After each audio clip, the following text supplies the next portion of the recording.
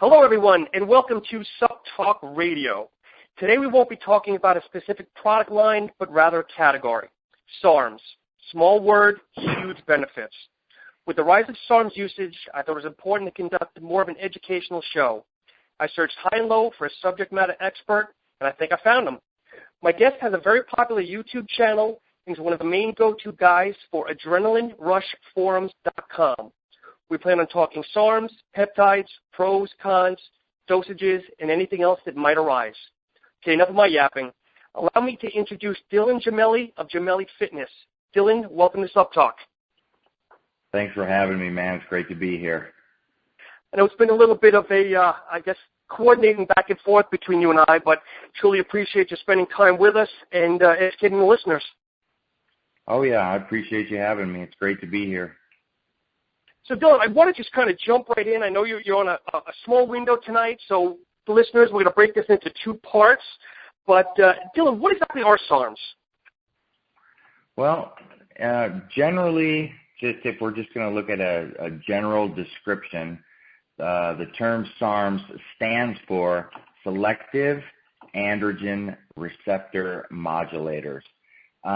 Basically, they are designed, initially SARMs were designed to prevent muscle wastage in cancer patients, osteoporosis patients, etc. They were designed for these specific needs and to accommodate that. And through time and evolution, and obviously through more testing, and there's been further enhancements done.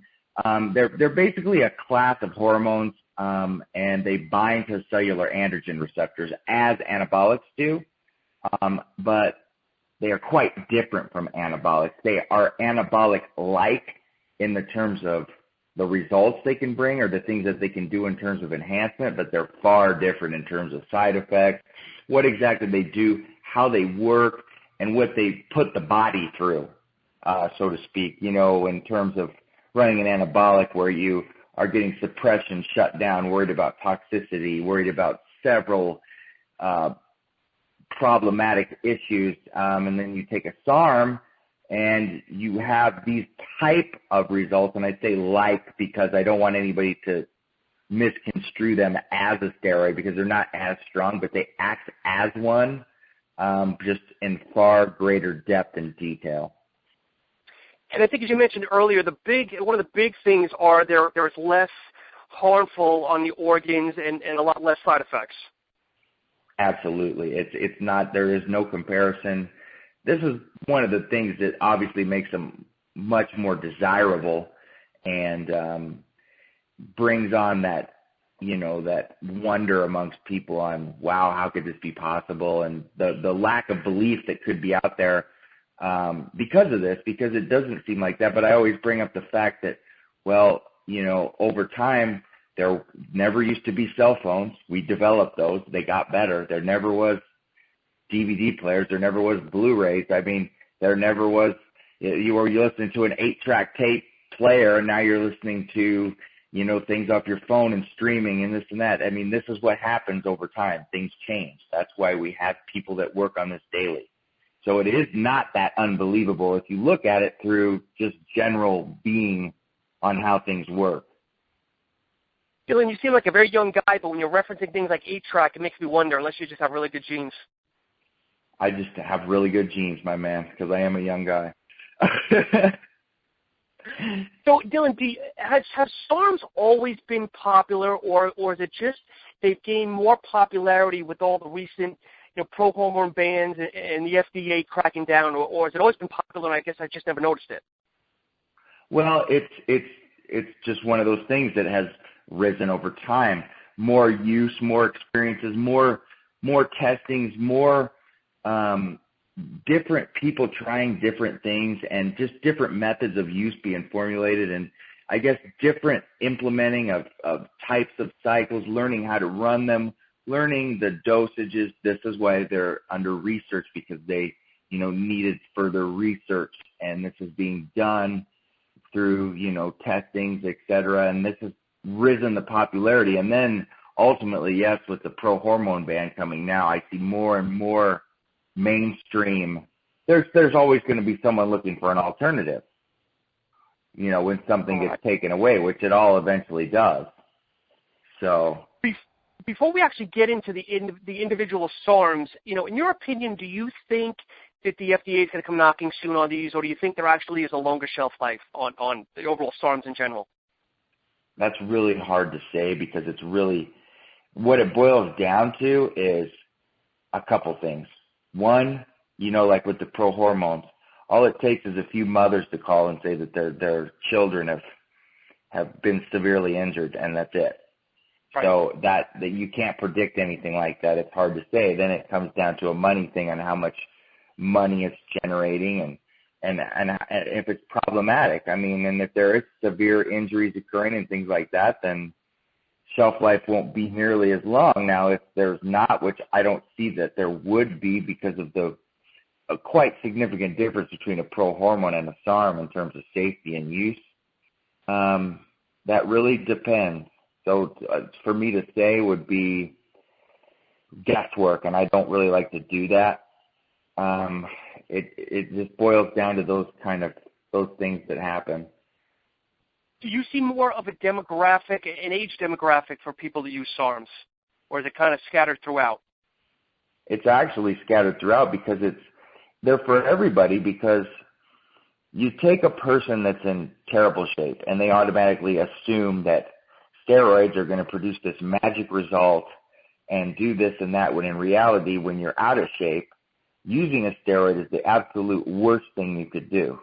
Steroids are meant for people that are already in tip-top shape, that have been training for years, and they are stuck, and they're trying to surpass something or compete or do something at a higher level. It's not for someone that's sedentary or does nothing or hasn't worked out or is new to this or undersized or oversized. That's not the way it works. Now, SARMs are totally different. They can work for anyone in any certain circumstance, in any scenario, and they're beneficial for everyone, whether in top form or low form. So they are for everyone. There's a scenario where they fit into pretty much everything, and that's the beauty of it. Gotcha. So, Dylan, the first one I'd love to tackle is Ostarine. Seems to be, maybe I'm wrong, but with sales in my store and everybody that I contact, seems like one of the more popular SARMs out there. But obviously, correct me if I'm wrong, because I know you're in the business a little bit longer than I am. Well, generally, that's kind of going to be your go-to. Okay, that's going to be your good old faithful that you can always count on. That you can, it's just, it does everything. It doesn't have one thing that it just does so strong that it just stands out. But there's so many different things, and it's so consistent, and it's so it's just like I said, it's just like that go-to, kind of like how D-ball is in the steroid world, where it's just kind of like that go-to, That's what MK is, except MK is not just a bulker, it's an everything. So it's different in that light. And Dylan, everybody seems to have, everybody comes out with papers and everyone's got 2 cents. And for the listeners, obviously, Dylan and I are here to educate, but obviously do your research as well. We're only 2 people that are in the know, but I always recommend, do as much research as possible before starting any of these. But anyway, Dylan, with Ostarine, what have you seen as the recommended dosages, or maybe low end and high end? Like for my female people that run it, it's a 12.5 dose, which is about half the standard. 25 milligrams is what you're going to find to be the sweet spot for a male. Anything above and beyond that is going to prove to be detrimental. It's going to prove to have an adverse effect. If the product is dosed correctly and you have a real true product, anything over 25 milligrams, it's that theory of more is better, which is completely false. There's a sweet spot for everything. It's just like a vitamin, for example. You take that. If you take too much, what happens? You suffer toxicity, correct? Same thing with anything else you take. You start to see the negative sides of it when you go higher. Anything over 25 milligrams is reckless.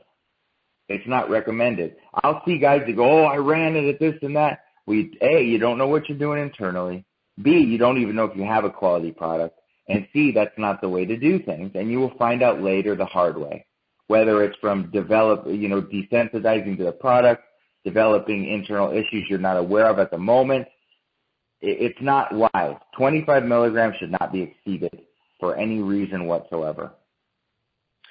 And Dylan, what are some of the effects that people will see? Because again, I know doing my research, Ostarine is a very versatile product, whether it's cutting, recomping, or gaining. But what are people feeling? What are people going to notice that the product's working? Right. I mean, Ostarine actually takes longer than any of the other SARMs to really show in terms of you seeing what it's doing. It's more along the lines of 10 to 14 days. So some people that run it by itself kind of start to, get a little frustrated after a short amount of time because they're not aware of it. Then when they see it start to work, then, everything changes. And it's what it does is it allows you to put on lean size. Everybody always wants to know, well, how much can I gain? Well, how much? That's an impossible question. I hate that question because that depends upon the user. It depends on how you eat, how you train, if you're on a certain, calorie-restricted diet, if you're on a surplus. Capability-wise, MK is capable of putting on a good 7 to 10 pounds, capability-wise. Will it for everybody? I do not know. But it definitely has that capability. One of the things you're going to notice with MK is the strength. You're going to definitely see a lot of strength increase. You're going to see lean muscle gains throughout the entire time use. And one of the real big benefits of it is the healing. It has natural healing benefits that are real. When someone runs DECA, for example, to lubricate their joints, and I say lubricate with you can see in my voice what I say that, because that is a temporary Band-Aid. That is not a real healing mechanism. So it's masking it as, say, a cortisone shot would mask something. Take a cortisone shot, you mask the pain, where you end up left worse than you were when you started because you've worked on something that was in pain and you didn't realize you were aggravating it further. Same with DECA, using it when you're in pain. Now, MK will actually heal you. It really heals you at a much more rapid pace. Nagging injuries, tendinitises, joint pains, it helps to heal all these things. So that's a major benefit. And then the preventative muscle wastage is another key thing. And then just the way it makes you feel in general, just you feel good. A lot of steroids will make you feel down, depressed, suppressed, out of it. MK is the complete opposite. It makes you feel great. You wake up refreshed. You feel good. You see it in your skin. There's a lot of benefits. The list is quite extensive. Now, Dylan, if someone is based on dosage, as you mentioned, 25 milligrams earlier, if you are, let's say, bulking, do you want to go? Regardless of what you're doing, cutting, recomping, or bulking, is that 25 going to be the sweet spot for any of those three areas, or do you want to go lower if, let's say, you're cutting? Absolutely, 25 is.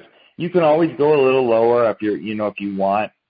You're going to not see quite as effective. It's still effective, trust me.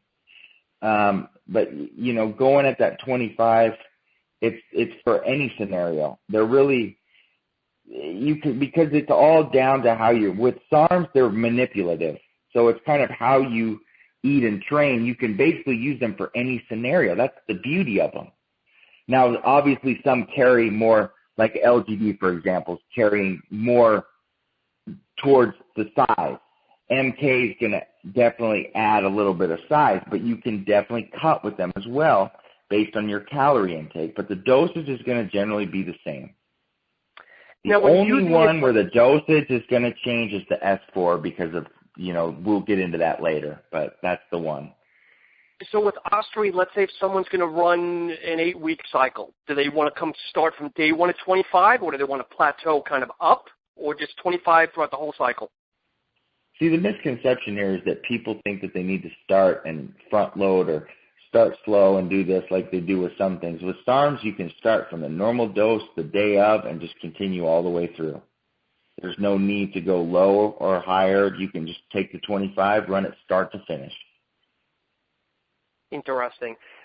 And the next one, since you opened up that door, I'd love to talk a little bit more about LGD. I know you kind of opened that door a little bit. I know that's heard a lot of different stories on that as well. Not as versatile as Ostarine, meaning cutting, bulking, and recomp. But what is your history of thoughts with LGD? Well, LGD is definitely the bulking SARM. That basically carries the most ability to put on the most size. It's going to put on the most size, but it's going to be very clean. You're not going to hold any water. You're not going to see any. It's kind of like, I would call it more or less a recomposition in a bottle, because you're going to be able to add size and still drop body fat if need be. But it is going to add the size. Now, the thing about LGD is it's considered closer to an anabolic. So although through blood work and testing, the suppression is not what it was thought to be initially, there's still definitely that concern. Like I said, it's not significant, but that is one of the things that LGD probably carries slightly more than others. You could make an argument for S4, but they're both kind of higher in the anabolic towards that capability. But, LGD is just like you said, it's not quite as versatile as MK, but it's the king of size. So you can get on the upward of, I'm sorry? No, continue. I'm sorry. Please go ahead. No, you can get on the upward of, over 10 pounds easily on that if you run it properly and you have a quality product. The problem with LGD that I've run into is it's often either underdosed or faked, and you're going to run into that. That seems to be, and this is problematic because it's quite expensive. MK and S4, even GW are quite less to produce. And when you get into the LGD and then into like the higher end, like the MK677, if you are buying real product, you're going to be paying more for those because you simply can't produce them the same way. So, and anyone that says otherwise is not accurate. And I think that's what a lot of the issue is with first time or people that maybe aren't as in the know, is on all the boards, all the Facebook groups, everyone's asking where to get Ostarine, where to get this, where to get that, and it's always a price point. But again, it's like you said, you risk a gamble. You get what you pay for to the point. You got to be very careful by playing price points on these kind of products because there's far more than just a raw material cost when you're putting this together. Far more. So when something's being sold for $19.99, I'm sorry, but that's basically, if you take everything that somebody's doing, they're paying you to take it. So that raises question and concern.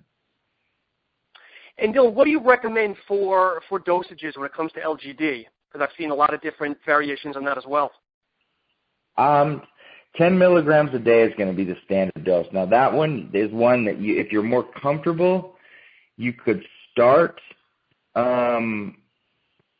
in that 5 milligram range and work your way up to 10, but it's really not necessary. Some guys have a misconception because horror stories they read, things they, encounter that just aren't really accurate. So you can start at 5 for the first week if you really feel the need be, but honestly, it's not something you have to do. 10 milligrams throughout is just fine. But I would not exceed 10 milligrams a day at any shape or form. One of the things I do keep seeing with LGD, it comes up a lot, is people seem to be a lot hungrier. And I guess, is that true, or am I just misreading? That's kind of hit and miss. I've seen that with some, but that shouldn't occur. I think that could be either a mental thing or something else, because it shouldn't. Is it possible? Of course. But technically it shouldn't occur. Okay. There was one person had made the case that I read, and again, like anything, I take it with a grain of salt till I have more studies, that was thinking that he's hungrier, and that thus he's eating more glycogen uptake, that sometimes it's not really the LGD that's working, it's just more the glycogen storage in which is filling out his muscles. Yeah, that's definitely not a side effect of any SARMs whatsoever. One of the only things I've ever heard about really doing that is obviously GHRP6 peptide and boldenone, the steroid, which honestly that's kind of a hit and miss thing too on the appetite. But those are the two that would really increase the appetite. There's no SARMs that should have any effect like that whatsoever. So now, if someone's trying to cut, would you recommend stacking the ostarine in a low dosage of LGD, or if you're trying to cut, just not even use LGD? You can absolutely cut with it, and that would be like a SARM super stack where you could definitely cut with it. A really strong cutting cycle would be LGD and S4. Those two go together like it's like a peanut butter and jelly. I mean, that is like a match made in heaven. They work so well together, but obviously, S4 is a whole different story we got to talk about later because there's so much to it safety-wise. But of course, just in terms of stacking, that's the two that is just, man, that combo is really ideal, honestly. I love your peanut butter and jelly analogy because you seem to love to use that a lot in your YouTube videos. Oh, yeah, I love that analogy. And I know, and we'll wrap up with one last one here because I know you're short on time, but I know one of your other favorites you seem very positive on with a lot of your videos is GW50156, also known as Cardarine. Oh, yes. Yes. So so let's break that down and efficacies, pros, cons, things like that, please. Let me tell you that this, I term it the ultimate performance enhancer, and I'll tell you why. Because GW allows you to perform at levels that you could never dream of performing at on your own. Because what it does, and it acts so fast, is that it continuously increases your VO2 max. By increasing your VO2 max and your storage capacity, it's allowing you to build every single day. So the further you increase that, the more output you can do. Well, the more output you can do, the more gains you can reap and the more benefits you can see. So if you push yourself every day while you're using this and you build that max, what you're going to see is your cardio is going to go longer. It's going to be easier. You're going to get more out of it. In between sets, you'll notice where it took you a minute to rest, you're going to be resting 30 seconds, then down to 20, then to 15, and you're just going to be astounded. It's going to benefit you in every facet. You can shred and melt fat on this if you want while still staying in an anti-catabolic state. Now, there's not much you can say this for. With no suppression, no side effects whatsoever. The only concern I have is running it too long or too high and your body getting used to it and then not reacting to it. It's just like anything else. You take aspirin every single day, it's going to stop working after a while, right? Same thing with this. You cycle it on and off responsibly, and you can run this all year long. But you have to do it responsible and wise. You don't start abusing doses and go, oh, well, 20 milligrams does this, so I'm going to hit 40 and because I can. That's not the way it works. People are so quick to jump the gun and do things like that, and it's reckless. Everything seems to point to anywhere between 10 and 20 milligrams. Do you agree, disagree? Absolutely. I tend to stick with the 20. You can still see good, nice benefits at 10. 20 is really where the sweet spot is. But yes, you can do 10 and still, definitely get some strong benefits. But, GW fits into. Go ahead. I'm sorry? What I was going to say is, GW basically just fits into every single possible scenario because when can you not desire to increase your output? When can you not desire to increase your endurance and your stamina and your levels and your pump and your performance? There is no time. Every time's a good time. So, as you recommended cycling earlier, what do you recommend for the time on versus time off? I do a 12 to 14 weeks on, 4 weeks off, and then you can go right back on. No PCT required, no suppression, no side effects. But that's the safest way to ensure that you're not running too long and you can still utilize it all year. So for someone that's doing cardio, I mean, does this benefit more? I mean, if someone that's going to do a 15-minute, walking session on the treadmill, will they benefit for this, or is this more effective at 20, 30 minutes of maybe HIIT or you know what I mean, HIIT work? Well, it's going to benefit anyone doing cardio. Now, obviously, the harder you go and the more intense you go, and say the more you tire yourself out and the more harder of a difficulty of time you have, it's going to benefit you. But my assumption is the person only doing 15 to 20 minutes is really only physically capable of that, or that's just where they're at at this point in time. And all they're going to do is increase and help. Regardless of your situation, it's going to help, and it's going to be a benefit. I don't care if you're a 5-minute walker, you're going to be a 30-minute walker in no time. Do you recommend plateauing up and then plateauing back down during the cycle, or again just jumping right into either 10 or 20 milligrams? I would stick with 20 milligrams throughout the entire way.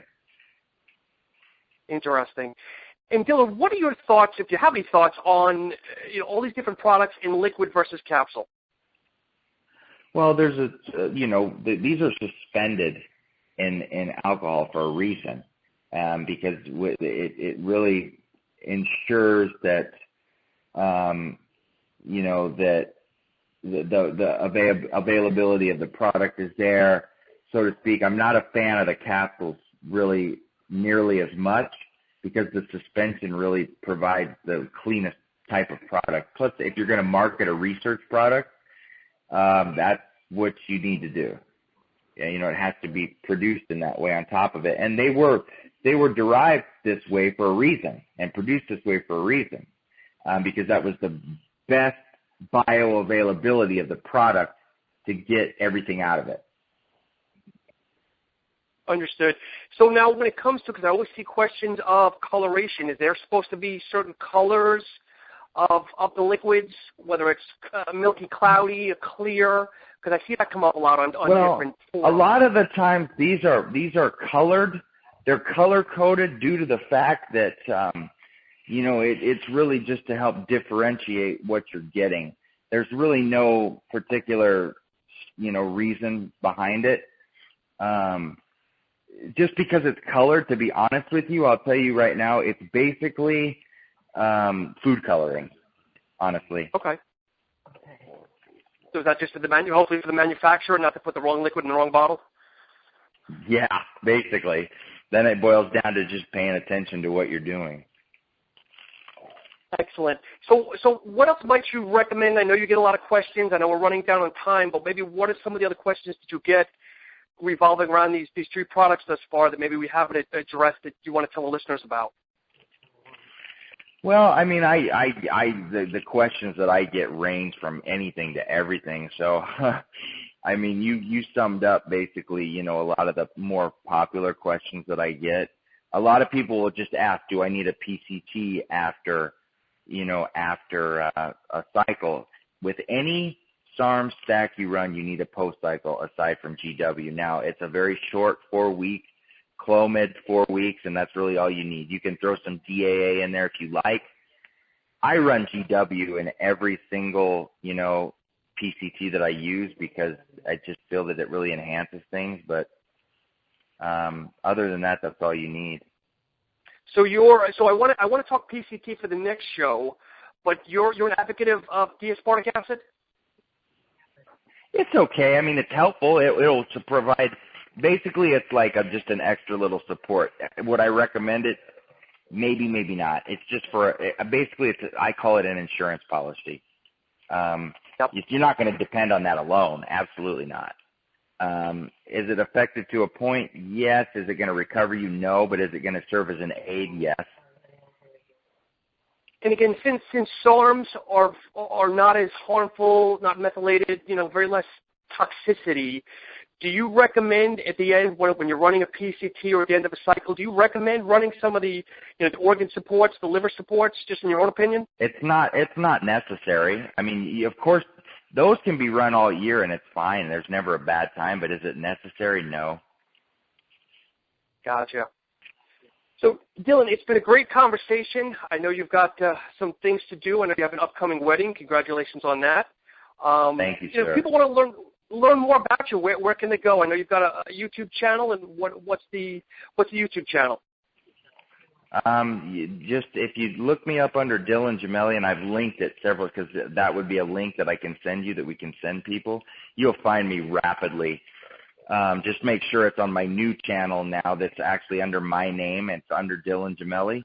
And then, like as you pointed out, the AdrenalineRushForums.com is a brand new forum. It's growing rapidly, and I'm always there taking questions.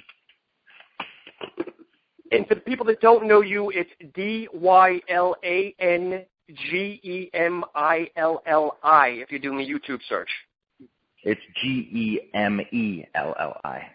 I'm so sorry. That's okay. No problem, man. But Dylan, I will let you get on to your afternoon. We definitely appreciate your time. And stay tuned, folks, for part 2 as we talk more about Andarine, Ibutamoren, and also talking more about PCT. Dylan, anything to say in closing? I just want to thank you for having me on here, and I really hope that this helps a lot of people, and I'm happy to help in any possible way. And you can reach out to me anytime, like I said, on the forums, and check out my YouTube channel, because that support really helps to grow it, and it helps me to provide more content. The bigger the channel grows, the more content I can provide, and I've been getting such a huge response. It's allowing me to do more. So, you know, the more response I get, the more I can do, and it's a great thing. And things like this show are wonderful because they really convey a message, and I want to thank you, because the way you convey the message is right on my belief system, and I'm really thrilled to be a part of it. Well, I appreciate it, Dylan. And once again, folks, Dylan's website is AdrenalineRushForums.com.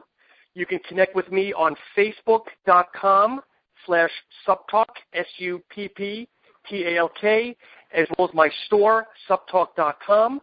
Thank you so much for your time, and have a great weekend.